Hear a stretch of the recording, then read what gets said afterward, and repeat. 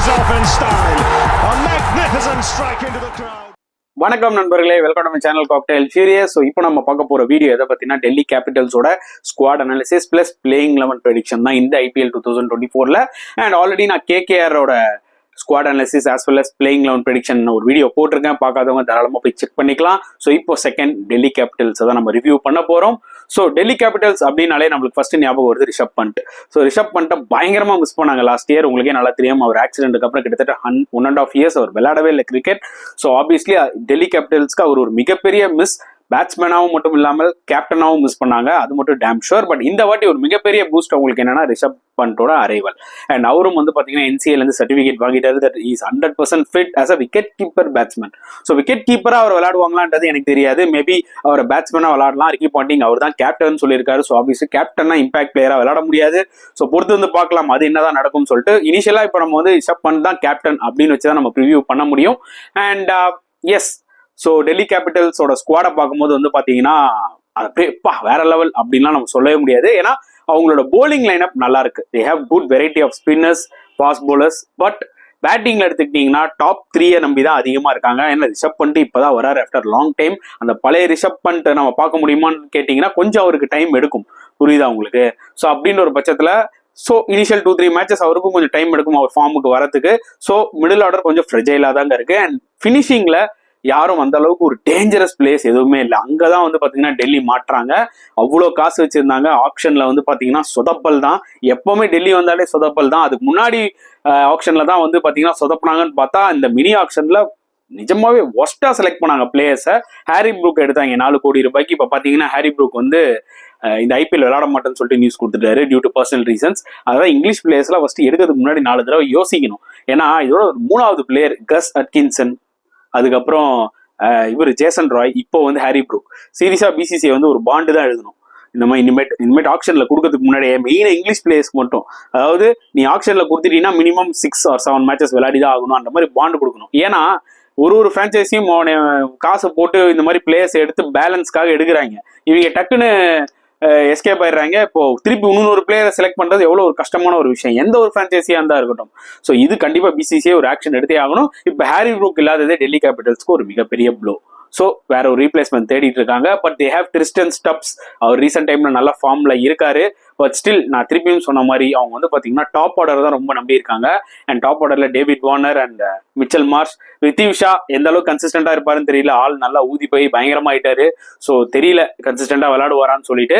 But our game அவர் காமிச்சாருன்னா எந்த அளவுக்கு ஒரு டேஞ்சரஸ் பிளேயர் நம்மளுக்கு தெரியும். அண்ட் மிடில் ஆர்டர் கொஞ்சம் ஃப்ரெஜைலா தான் இருக்கு நான் சொன்ன மாதிரி. பட் போலிங் பொறுத்த வரைக்கும் சூப்பரா இருக்கு.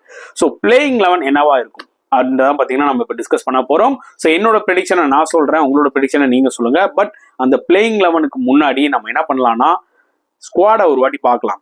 ஏன்னா நம்ம வந்து KKR ஸ்குவாடை பத்தி பயங்கரமா பேசியிருந்தோம். நான் வந்து பாத்தீங்கன்னா KKR ஸ்குவாடை பத்தி ரொம்ப பாசிட்டிவா பேசியிருந்தேன். ஏன்னா அது வந்து பாத்தீங்கன்னா ஒரு மேட்ச் வின்னிங், என்ன சொல்றது, ஒரு டோர்னமெண்ட் வின்னிங் ஸ்குவாட் மாதிரி இருந்துச்சு. கண்டிப்பா இந்த IPL வந்து அடிக்க வாய்ப்புகள் நிறைய இருக்கு KKRக்கு. பிகாஸ் அவங்க கிட்ட ஸ்குவாட் அந்த லெவல்ல இருக்கு.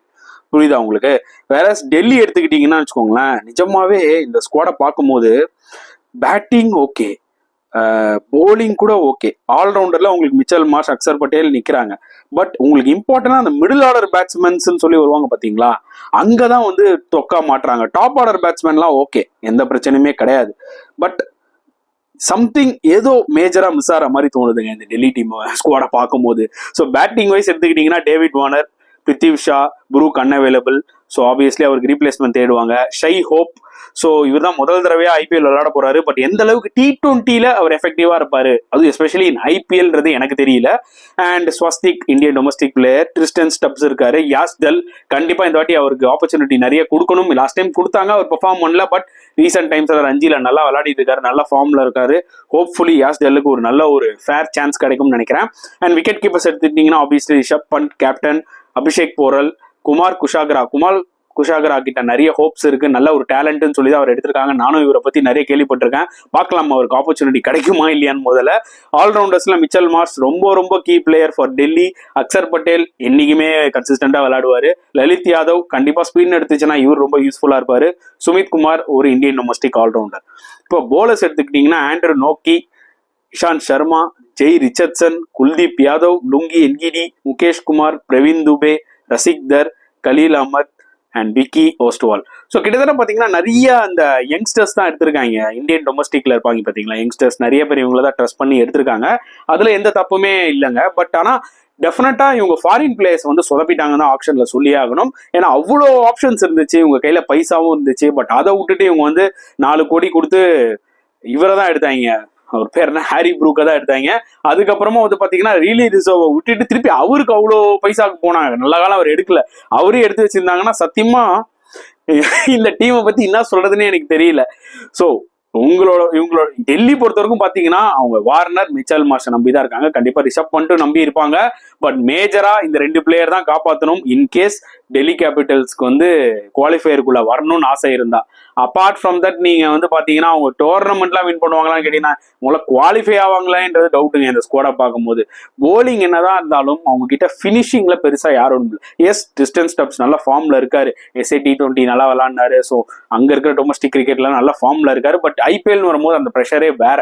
பட் ஸ்டப்ஸுக்கு கண்டிப்பா அந்த ஆப்பர்ச்சுனிட்டி கிடைக்கும். அண்ட் டெஃபினட்டா இப்போ நம்ம பிளேயிங் 11 பத்தி டிஸ்கஸ் பண்ணலாம். ஸோ ஓப்பனிங் டெஃபினட்டா டேவிட் வார்னர் அண்ட் பிருத்திவி ஷாங்க, அதுல பேச்சே கிடையாது. இவங்க 2 பேர் தான் ஓப்பன் பண்ண போறாங்க இனிஷியல் மேட்சஸ்ல. ஸோ இன்கேஸ் பிருத்திவி ஷா ரொம்ப சொதப்பினார்னா தான் வேற ஏதாவது ஒரு ஆப்ஷன் தேடுவாங்க. அண்ட் நம்பர் 3 மிச்சல் மார்ஷ், ரொம்ப குரூஷியல் பிளேயர். அண்ட் போலிங் போடுவாரான்னு கேட்டீங்கன்னா டவுட் தான். ஏன்னா அவர் தான் அடுத்த ஆஸ்திரேலியன் T20 கேப்டன் இந்த வேர்ல்டு கப்புக்கு.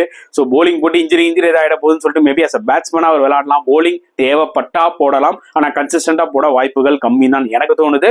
நம்பர் 4 டெஃபினட்டா ரிஷப் பண்ட் வந்து பாத்தீங்கன்னா நம்பர் 4 விளையாடுறதா கரெக்டான ஸ்பாட். ஏன்னா அவர் ரொம்ப கீழே இறங்கினா வேலைக்கு ஆகுது. அவர் போய் எவ்வளோ கிரவுண்ட்ல மேட்ச் பிராக்டிஸ் இருக்கோ அவ்வளோக்கு எவ்வளோ நல்லது டெல்லிக்கு. ஸோ நம்பர் 4 ரிஷப் பண்ட், உங்க பெஸ்ட் பிளேயர், முடிஞ்ச வரைக்கும் நிறைய பால்ஸ் விளையாடணும்.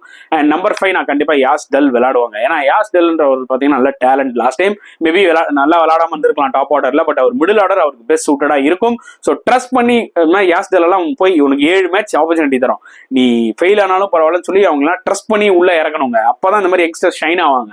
2 மேட்ச் சரியா விளையாடினா தூக்குறதுனால வந்து பாத்தீங்கன்னா அர்த்தமே கிடையாது. ஸோ பொறுத்து வந்து பார்க்கலாம் எப்படி யாஸ் டெல் ஹேண்டில் பண்ண போறாங்கன்னு சொல்லிட்டு. அண்ட் நம்பர் 6 அந்த ஃபினிஷிங் ரோல்ல டிஸ்டன் ஸ்டப்ஸ். ஸோ அது வந்து ரொம்ப இம்பார்ட்டன்டான ஒரு ஸ்பாட்டு. ஸோ கண்டிப்பா டிஸ்டன் ஸ்டப்ஸ் விளையாடுவோம். ஏன்னா ஒரு விஷயம் நல்லா புரிஞ்சுக்கோங்க, ஃபினிஷர்ஸ் IPL ரொம்ப கீ. எல்லா டீமும் ஒரு ஃபினிஷர்ஸ் எடுத்து வச்சிருக்காங்க. பட் இங்க அக்சர் பட்டேல் நீங்க நம்பலாம். Number 7 Axar Patel last time நல்லா விளையாடினாரு. பட் ஆனா அவர் மேல டூ மச்சா நீங்க ப்ரெஷர் போடுற மாதிரி ஆயிரும். புரியுதா உங்களுக்கு? அவரோட மெயின் ரோல் ஆஃப் ஸ்பின் தான். பேட்டிங் நல்லா விளையாடுவாரு, லெஃப்ட் ஆர்ம் ஸ்பின் தான் அவருக்கு மெயின்.